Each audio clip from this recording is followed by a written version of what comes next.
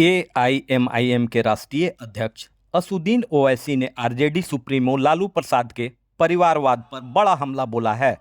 असदुद्दीन ओवैसी काराकाट लोकसभा क्षेत्र के नासरीगंज में एआईएमआईएम प्रत्याशी प्रियंका चौधरी के समर्थन में चुनावी सभा को संबोधित करते हुए पूर्व मुख्यमंत्री लालू प्रसाद के परिवारवाद पर हमला बोला और कहा कि अपनी पार्टी के 4 विधायक को आरजेडी में शामिल करा देने का बदला जरूर लेंगे। लालू और उसके बेटे का काफी कर्ज है हम पर, उस कर्ज को सूद सहित चुकता करेंगे। उन्होंने कहा कि लालू और तेजस्वी कान खोलकर सुन लो, ओवैसी तुमसे बदला लेने बिहार आया है। लोकसभा चुनाव में तुम दोनों बाप बेटे से पाई पाई का हिसाब और कर्जा चुकता करने आया हूं। तुम्हें कहीं का नहीं रहने दूंगा। तुम मुसलमानों को अपनी पार्टी की बपौती समझना भूल जाओ। इस बार तुम्हें पता चल जाएगा कि मुसलमान तुम्हारी मिल्कियत नहीं है। मुसलमान मजलिस पार्टी के साथ है, ओवैसी के साथ है, ओवैसी के कैंडिडेट के साथ है। जिन सीटों पर हमारे कैंडिडेट्स हैं वे जीतेंगे और तुम हारोगे। ओवैसी ने कहा कि लालू से बड़ा और घोर परिवारवादी हिंदुस्तान की सरजमी पर कहीं नहीं है। तुम्हारी दिली ख्वाहिश है कि तुम्हारे सारे बेटे बेटियां और दामाद तक लगातार एमपी एमएलए बनते रहें, पर ओवैसी अब ऐसा नहीं होने देगा। तुम्हारे दिन लदने वाले हैं, अब हमारे दिन आने वाले हैं। हम अगले साल बिहार में विधानसभा का चुनाव भी पूरी मजबूती के साथ लड़ेंगे और इंशाअल्लाह हमें कामयाबी भी मिलेगी। आवाम से गुजारिश है कि आप काराकाट से हमारी पार्टी की कैंडिडेट बहन प्रियंका चौधरी, बक्सर से हमारे उम्मीदवार ददन पहलवान समेत मजलिस पार्टी के सभी उम्मीदवारों को कामयाब बनाएं। आपके आशीर्वाद से कामयाब होकर हमारे उम्मीदवार लोकसभा में अक़लियतों, मजलूमों, दलितों, महादलितों, पिछड़ों, अति पिछड़ों और सभी तबके लोगों की आवाज़ को बुलंद करेंगे। जानिए और क्या कहा बैरिस्टर ओवैसी ने। लालू जी, आपने वीडियो बनाया था ना 26 तारीख को, हम कल जा रहे हैं पाटलिपुत्रा में। और लालू जी याद रखिए, हम आपका कर्जा नहीं रखेंगे बाकी इंशाअल्लाह। बहुत कर्जे आपके हम पर है लालू जी। तेजस्वी, तुम्हारे भी बहुत कर्जे हम पर है। 4 तुमने हमारे विधायक को खरीद लिया, अभी तो कर्जा उतारेंगे तेजस्वी, बहुत दर्द होगा तुमको, दर्द होगा। तुमने हमारे 4 विधायकों को, उन जमीन बेचने वालों को तुमने खरीद लिया था ना। अब हम तुमको बताएंगे कैसा काम होता है। आपसे हम एक ही अपील कर रहे हैं कि आप किसी की गुलामी मत करिए। आपके इस काराकाट में कालीन बनता है, आप कालीन को बनाइए। बिछाने का काम किसी के लिए हरगिज मत करिए। कालीन बनाओ आप। अल्लाह ने आपके हाथ में फन दिया है। आपको अल्लाह ने हाथ में फन इसलिए नहीं दिया कि तुम गैरों के लिए कालीन बिछाओ, अरे अपनों के लिए कालीन बनाओ, ताकि आने वाले उसका दिन में तुम्हारी औलाद आराम से उस कालीन पर बैठ सके, इज्जत से बैठ सके। मेरी आपसे अपील है कि हमारी बहन प्रियंका के हक में 1 तारीख को, 1 जून को पतंग छाप पर बटन दबाकर उनको अपना नया एमपी बनाइए। ददन पहलवान को बक्सर से, ये सेकुलर आदमी है, ये बड़ा अटल आदमी है, जिद्दी आदमी है, ये अपने उसूलों पर कॉम्प्रोमाइज नहीं करने वाला है। तो यही चंद गुजारिशात हम आपको बोलने आए हैं, आपसे रखने आए हैं। हम उम्मीद करते हैं कि आप हमारी इन बातों पर गौर करके अपना एक वोट का इस्तेमाल पतंग छाप के हक में करेंगे। लालू ने मतदान के दिन एक वीडियो बनाया और वीडियो में लालू यादव ने कहा कि ओवैसी को वोट मत दो, ये वोट काटेगा, तुम किसी और जाविद को अपना वोट दे दो।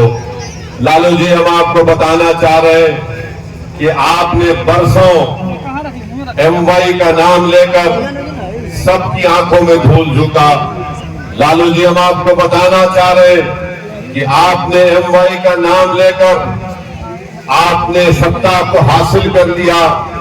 आप बरसों मुख्यमंत्री बने, फिर आपने अपनी पत्नी को मुख्यमंत्री बनाया। उसके बाद आपने अपने दोनों बेटों को विधायक बनाया, अपनी बेटी को आपने मेंबर ऑफ पार्लियामेंट बनाया, फिर आपने अपने एक दामाद को जो उत्तर प्रदेश के हैं उनको आपने सांसद बनाया। लालू जी, आपका दिल कब भरेगा बताइए। यानी आप मुख्यमंत्री बरसों, राबड़ी देवी मुख्यमंत्री बरसों तक रही, अब आपके दोनों बेटे विधायक बने, एक डिप्टी चीफ मिनिस्टर बन गए, अपनी बेटी को आपने राज्यसभा भिजा दिया। मगर लालू जी को एक बात बड़ी तकलीफ देती है कि उत्तर प्रदेश का अल्पसंख्यक समाज का मुसलमान अब राजद की लीडरशिप को कबूल करने तैयार नहीं है। वो ये तय कर चुका है कि लालू यादव और उनका परिवार ने MY के नाम पर एक समीकरण सिर्फ जबानी तौर पर लालू ने बनाया और सिर्फ मुसलमानों के वोट को हासिल कर लिया, और उसके बाद सिर्फ सत्ता उनके बेटों को या उनकी बेटी को दे दिया गया। अभी भी वही ड्रामा हो रहा है। मगर जब से MIM पार्टी आई है, इनके दिमाग अपनी जगह पर आ चुके हैं। इसीलिए आज आप देखते हैं कि कल तक तेजस्वी यादव के मंच पर कोई मुसलमान नजर नहीं आता था, मगर जब से मजलिस पार्टी को आपने अपना माना और मजलिस पार्टी को आपने अपनी जमात को समझा, तब से तेजस्वी यादव को बड़ी मजबूरी के साथ एक दो मुसलमानों को अपने मंच पर बिठाते हैं, पीछे बिठाते हैं, सामने बिठाते नहीं है। मगर इंशाअल्लाह ताला इस पार्लियामेंट के चुनाव के बाद इनको पता चल जाएगा। मेरी सरकार मां और बहनों से अपील करना चाह रहा हूं कि यकीनन हमारी भी कोशिश यही है कि तीसरी मर्तबा देश का वजीर आजम प्रधानमंत्री नरेंद्र मोदी ना बने। अब आप बताइए, अख्तरुल ईमान जब अपना इलेक्शन किशनगंज का लड़ रहे थे, जहां पर राजद का उम्मीदवार नहीं था, तो आखिर क्या परेशानी हो गई लालू को कि उन्होंने मतदान के दिन वीडियो बनाया और ये कह दिया कि ओवैसी वोट काटने आया है। ये एक बात सामने आ गई कि लालू नफरत करते हैं, राजद नफरत करती है, तेजस्वी नफरत करता है। वो नहीं चाहते कि अल्पसंख्यक समाज मुसलमानों की एक सियासी लीडरशिप पैदा हो जाए। मैं आपसे ये अपील करने आया हूं मेरे भाइयों बहनों, गयूर नौजवानों, याद रखो, तुम सिर्फ वोट डालने वाले बनोगे तो फिर हमको गुलामी करना पड़ेगा। अगर आप वोट लेने वाले बनेंगे तो आप इंशाअल्लाह ताला अपनी लीडरशिप को बनाएंगे। लोग आपके पास आकर अपनी तकलीफ को बयान करेंगे, आपके पास लोग आकर आपसे कहेंगे कि हमसे इंसाफ करो। आपने बरसों साथ किया, कभी कांग्रेस का, तो कभी राजद का, तो फिर कभी नीतीश कुमार का। आज मजलिस इत्तेहादुल मुस्लिमीन एक मुतबादिल और एक ताकतवर विकल्प बनकर बिहार में उभरी है। मेरी आपसे दबन गुजारिश है कि आप अपना एक वोट 1 तारीख के दिन पतंग छाप के निशान पर बटन दबाइए। और हम आपसे वादा कर रहे हैं कि इंशाअल्लाह ताला अगर दिल्ली में जरूरत पड़ेगी, भारत की जनता ऐसा फैसला देगी कि तीसरी मर्तबा इस देश का प्रधानमंत्री नरेंद्र मोदी ना बने, मैं आपको बता रहा हूं, वादा कर रहा हूं कि MIM पार्टी यकीनन पूरी कोशिश करके किसी ऐसे शख्स को इस देश का प्रधानमंत्री बनाएगी जिसका ताल्लुक बीजेपी से और नरेंद्र मोदी से ना हो। हम इस बात से वादा कर रहे हैं। मगर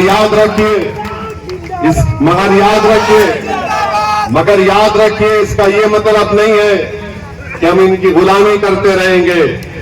मैं लालू यादव और उनके परिवार को अपना नेता नहीं मानता। इसलिए नहीं मानता हूं क्योंकि मेरा मानना यह है कि आप में उनसे ज्यादा काबिलियत है, मेरा मानना यह है कि आप में उनसे ज्यादा ताकत है, मेरा मानना यह है कि आप उनसे ज्यादा नंबर में है, मेरा मानना यह है कि आपकी आबादी में उनसे ज्यादा हक है। तो जब आप हर एतबार से आगे हैं, आप कब तक इनके पीछे भागेंगे?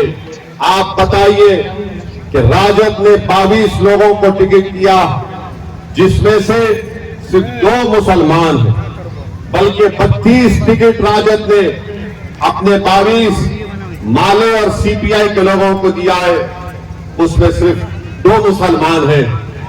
17% मुसलमानों की बिहार में आबादी है और 2 टिकट दिए जाते हैं। और गाली किसको देते हैं? ओवैसी को और अख्तरुल ईमान को, कि ये लोग वोट काटने आए हैं। अरे तुमको सिर्फ 2 नजर आए और अपने परिवार से तुमने 2-2 अपनी बेटियों को टिकट दे दिया। तुमने 2-2 अपनी बेटियों को टिकट दे दिया।